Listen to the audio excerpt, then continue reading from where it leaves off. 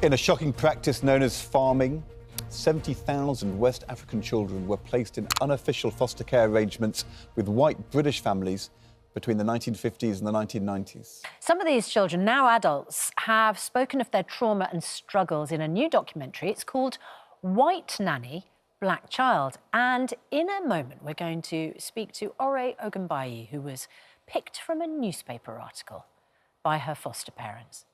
What a remarkable story. Amazing. Ore and the director, Andy Mundy-Castle, join us now. Ore, you were separated from your foster parents when you were just 7 years old, went back to Nigeria. That's correct. I think. Did you ever get to see them ever again? I did. When I was 21 years old, I went back to my old home thinking that my foster parents had moved. And so I thought, I'm just going to knock on the door, speak to whoever's occupying the residence and ask if they know where they are. And to my surprise and shock, when the door opened, there was my foster dad. What an emotional moment. Because, Ore, you were brought to Britain and fostered when you were just a tiny baby, but you then grew up with white British parents until the age of 7, Yes. who presumably you considered your real parents, to the point where, as we saw in that film, when your birth mother kidnapped you, effectively, you said, "Have you told my mum what you're doing?" So to then be separated from the parents you thought were your real parents until the age of 21, to then be reunited with your mum and dad must have been overwhelming. It really was. Now, anyone who knows me knows that I can talk a lot and I'm never lost for words. But on this occasion, it was just jaw-dropping. I was like, because I wasn't expecting to find him there. I recognised him instantly, and my fear at that moment was he would be thinking, who's this woman knocking on my door? But when he said my name... He knew you straight away? He knew me straight away. Wow. And it was such an amazing moment. Just describe that for us, paint the picture.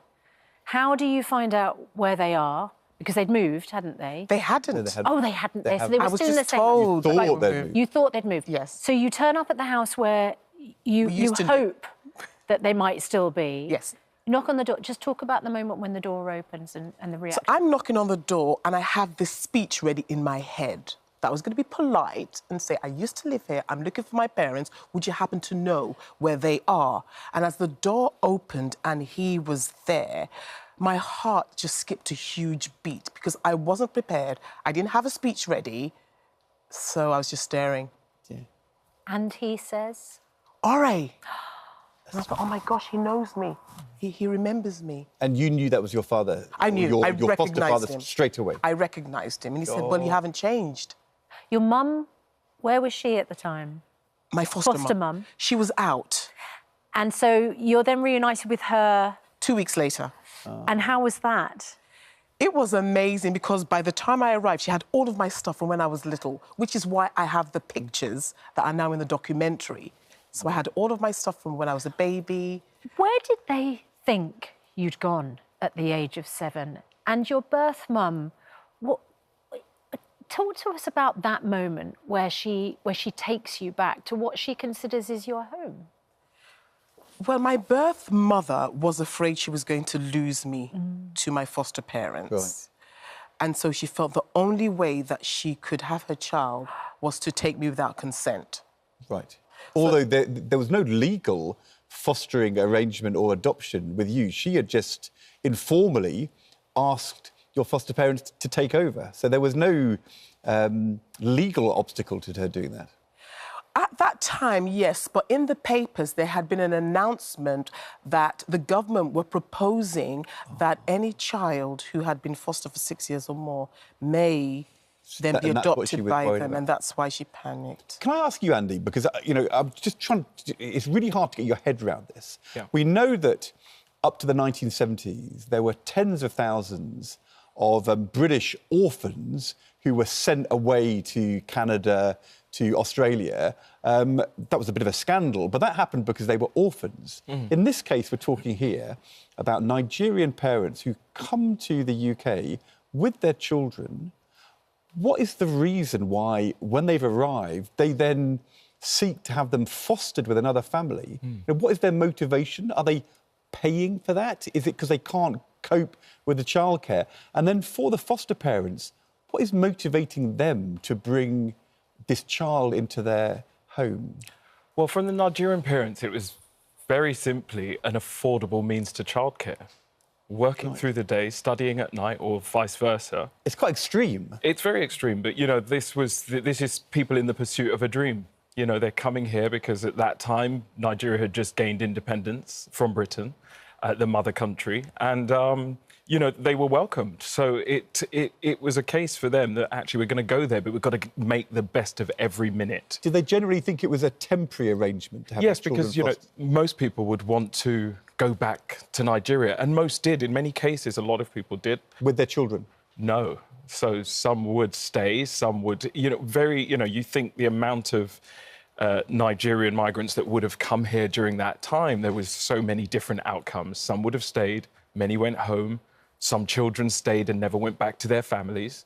So it's a real myriad of stories. So many would never be reunited like always. Well, I don't think many would have even had the wherewithal to try and go and, you know, find their foster families again. You know, so really it was an affordable means of childcare, advertised in Nursery World or sort of local papers or word of mouth.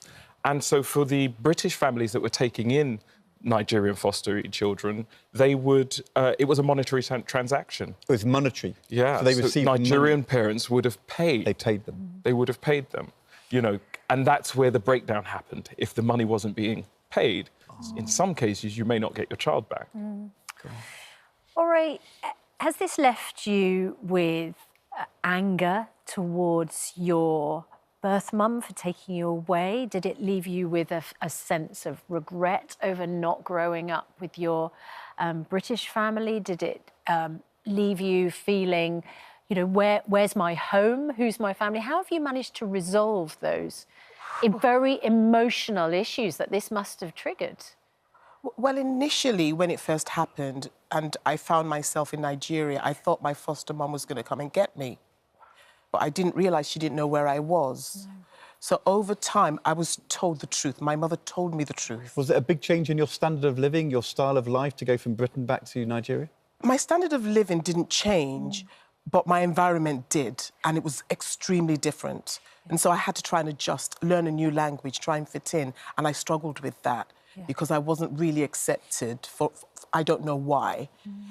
But in terms of the process of the emotional process, initially I had a bit of resentment because I thought, well, when I was with my mum and dad in Maidstone, I was happy.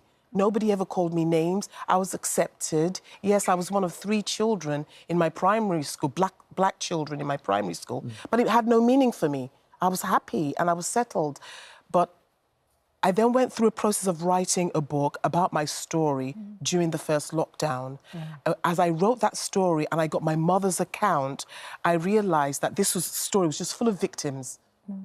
And there were no villains, no heroes, just victims. And I made peace with that process, that they did the best they could for me.